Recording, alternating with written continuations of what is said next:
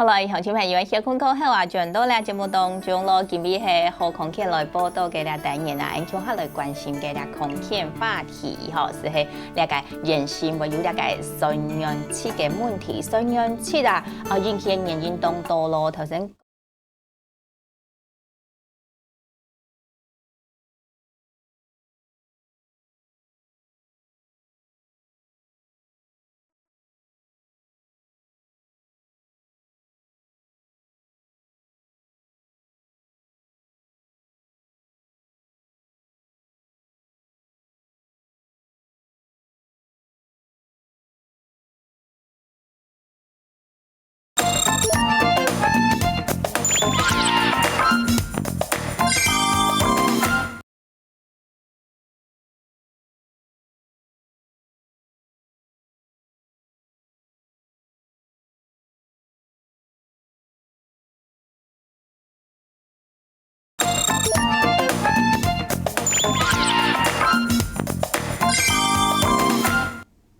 好啦，乡亲朋友，歇困过后，转到咧节目当中咯吼，今日俺俩何康健来报道嘅咧单元呢，同乡亲朋友，向下来关心到嘅康健话题啊，是大概双氧气嘅问题吼，我想促成大概双氧气嘅问题真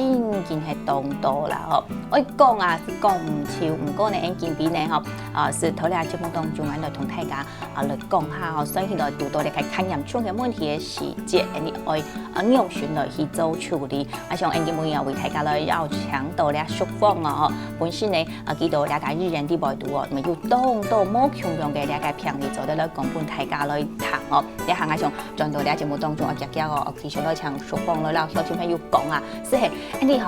可能啊冇強用嘅情況來去到你了解哦，都會要當到冇強用嘅一個講處理嘅方式嘛吼。所以大體哦，來到日人多數嘅。多數嘅吼，你個做物理治療，佢嘅情況上來怎樣辦起？其實哦，一般酸軟痛吼，像僵筋酸痛啊，或者是僵筋，或者是繞骨，吼，或者是你嘅手欠到欠的，也都病人來講，在我們物理治療算是最多誒。哦，像安樣記咧按到嘅，吼，記得處理方式，應該就冇嘛強用咯。我們是針對門體啦，吼來治療啦，哈，因為酸痛造成原因非常的多，哈，你唔係講哦牙胃痛就一定說是這個地方造成的，哈，你有可能係比如說你是比如說我們是背痛，那你有背痛的痛的問題來講，你有可能是椎間盤突出，沒有可能係肌肉拉傷，哈，那當然也有可能係長骨刺，所以不同的原因，治療的方法是冇同，一定係輕的原因，所以在醫院來講，我們一定會先幫病人清說，佢酸軟痛的問題係乜㗎，然後再針對那個問題去做治療。好，所以講到了解，你到醫院去啊，物理治療師啊，為了大家都講到嘅一部分，即係你自家咧下問題，嚇，可能痛嘅位所，嚇，你會痛啊，其實佢引起嘅一隻原因係其他嘅位所，嚇，可能有問題，嚇，所到引起嘅，你是牽到咧個咽頭嘅咧位所，嚇，你來做治療，治療好過後，你隻痛其實會唔見睇咧啊，就會慢慢改善。其實完全唔見睇來講，也不一定，有的人的酸痛可能跟着他好幾年哦。那到後來別人講，我們要教他怎麼運動，用慢跟這個疼痛和平相處。比如說像繞骨痛來講，你可能經驗走後，慢年會不會痛，也可能會復發。因為有可能你搬重的東西，機會復發，所以你怎麼樣正確的運動，怎麼保持好的姿勢，用伴跟你的酸痛和平相處，這個是我們要努力要一起來做的。好，所以上班下唔係講啊，你來治療是做得好到完全啦，上班下講正經嘅係，你用伴老兩隻問題來去相處哈，佢痛嘅時間你用辦來處理，因為冇辦法根本來去解決嘅咩，嗬。我哋係講到啲來到醫院啊，可能啲就係可能自己嘅問題，來用辦來做處理啦，可能係上班下可能用咗嘅，上班下可能你轉去做下運動，上班下可能你嘅生活各方面姿势各方面调整下，了的问题全部是唔见睇咧吼，所以深度了解年头了真正系动重要嘅吼。不过呢，讲到了运动吼，大家是了下真正动鼓励运动，像按前一步嘅了解足球赛，大家是看到动欢啊吼，还个有运动嘅比赛，有动到人记头可能要去到现场来为了选手来加油。好，讲到了位啊吼，了解运动。你讲行路係一定好嘅運動，不過行路有當然是冇效性，我不會行路。其實像啱下了解，可能應講到了解有台派，吼有樓台，記得當日上下下，上下下。從了解啲行了解台派行樓台一樣哦，記得一種運動好啊唔好，有適合冇？哦，如果你拿爬樓梯呀，吼，來當做一種運動，吼。那如果還有上癮，比如說他體力很好，肌肉力量很強，那好冇關係，沒有關係，是好冇相關咯。因為你體力好，你嘅肌肉嘅那個耐力好沒好的力量，你頭沒還有啦，沒還有，那是比較沒有關係。可是從老年家來講，多多少少可能有關節退化的問題。其實你看樓頭來講，對膝蓋的那個壓力是很大的。所以如果說有上了年紀，你是不建議說，我建議來按樣做運動，最好係去腦背行嘅合偏嘅位所。但是講你選運動吼也有學問啊吼。那選運動來講，到上年沒冇強容，比如說同樣係跑步。每講打上音都適合跑步，好，那我們會根據說，你幾多歲，好，還有就是說，你有沒有慢性病，有些人他可能有糖尿病，有高血壓，那他選運動的時候要特別注意。那還有就是說，有的人他比較喜歡，比如說有的什麼也好喜歡跳舞。對，那其實跳舞美是一種運動，你說的增加心肺功能等等。所以說，如果你喜歡，興趣也是很重要，是我們選擇運動的一種方式的。好，那從老人家來講，我們就會建議說，你走得去游泳。游泳、秋水哈，因為秋水來講，它對膝蓋的那個壓力比較沒有那麼大。好，那不要跑步。那老人家來講，你可以用快走。或者是慢走的方式，其實這也是很好的運動。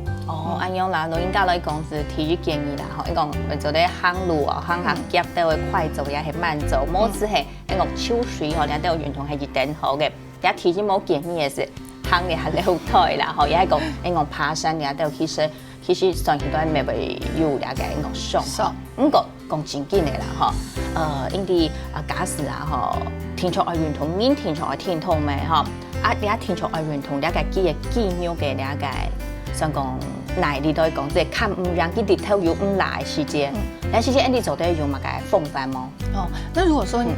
從有啲人大嘅屋企一天愛騎樓台來講，那是會建議講，你上樓梯如果有扶手，你是做得半年去行，另外是講你騎樓台嘅時候唔好拿太重嘅東西。騎樓台嘅下嘅重嘅東西是唔好寬嘅，唔好寬按重因為你想你身體的重量已經在2個膝蓋了，你如果拿按重嘅東西來講，你嘅膝頭會承受的力量會很難重。那下樓台嘅時候，我係會建議講，你做得打側啲嚟行下來。打側？PCND 行樓台是直接要行下去嘅嘛，所以呢打側嘅時間是腳。稍微身體稍微側一點點，打正差唔多45度咁樣嗬，天天咧用下去，下來，咁樣對我們膝蓋壓力來講嗬，係好少的，負擔安泰，壓力唔會安泰，係，也是講上下樓台嘅方式，對，上樓台冇寬按重，係冇寬條重嚟樣。那另外來講，有啲人佢一定會衝下行，上班會衝下行來行去啊，送東西啊，喊個啟動橋，啟動橋來講，那我們會建議說，從我們有一種護膝，這個可以保護我們的膝蓋啦，哈。那也有一隻孔哈，它本身就是說，因為我們膝頭有一隻叫做那個髕骨。然後髕骨呢，剛好像這個如果穿到我們膝蓋上面來講，那我們髕骨是卡在這中間。好，那這個呢，它可以給我們膝蓋一個保護，還有支撐的好夠。好，那如果說穿完行路的你可以在事先預防就可以穿這個。好，不過這個也不能穿太久，因為有的人會講愛翕。调热，调热调少吼。调少。你应该是上到另外一种问题，像用足调酒，不管你係後生人啊，係講你有到年歲嘅朋友有一種嘅講法，就是講假使講當你用足年本來你講運動只係訓練你嘅肌肉嘅力頭，當你二時咧嘅時間，係咪你肌肉嘅力頭來講見來見唔好，一講足長久。其實好唔壞，因為你從你膝蓋來講我們的肌肉力量在大腿的提縫那股四頭肌嘛那這個肌肉力量，我們輕鬆其實也可以透過一些運動來訓練。那這個呼吸，它主要是它是穿在我們的膝頭那個地方，其實它其實不會限制你的那個肌肉的活動。那如果說有的人已經受傷了，已經腳啦、傷到也係講肌肉有傷到的。對，傷到的冇強壯嘅哈，冇強壯你大牙種誒，它限制就比較多。有可能你大長久，你的肌肉就變得講好冇力那樣。因為長肌這個有一個支撐側支撐的這個條。來，你這本鏡頭來看下哈，佢有兩張嘛哈，這個一條兩條哈，卡在旁邊，卡到順頭，好，呢一種係腳有傷到嘅時節來用嘅。那這個，那一般來說，其實如果受傷那段時間來講，那你走得走的。那如果說已經改善比較好了，其實是走的不是走，不是走那種誒，對，不是衝啊走，不是衝頭啊，要規種呢你。對，因為它會限制我們的關節活動。所以你假使講你要改限制關節活動誒哈，你就講你嘅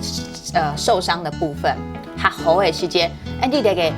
肌耐力未壓落去訓練轉來，所以就做唔得緊用那種誒。係，唔是一直走的。所以你要平時用嘅你要走的。平時用嘅來講哈，其實我們會建議說，比如說你有上班的時候，衝下行路的時候走。那其實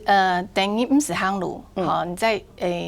下班了，你是走得來拖台機，係讓那個膝頭也可以休息一下。我們講要訓練啦，所以你係針對講大家幾年愛去啊、愛行路嘅啲都有朋友嗬，做得來做一招利用。假使係有上到嘅人是係用呢一種嘅，咁有啲嘅我協調啲維度啦嗬，有啲嘅支撐力嘅東西嘅，你是做唔得長期來逐年嗬，做長期來講。對大家啲嘅肌肉嘅力頭各方面恢復是會有影響。有時本來上到一種問題要當到年紀嘅繞骨會雙氧痛，繞骨雙氧痛嘅時，記得幾時會做嘅人講，從安樣嘅一條一條嘅嗬，安樣到幾安樣疼呢，嚇，護腰，安樣繞骨嚇唔會個你講就賺安樣辦起嚇好佢係會起到重能下輸送，佢等於重能呢。一般護腰來講哈，它也是我們 anyway 建議是講，急性期，比如說我牙扭到動痛，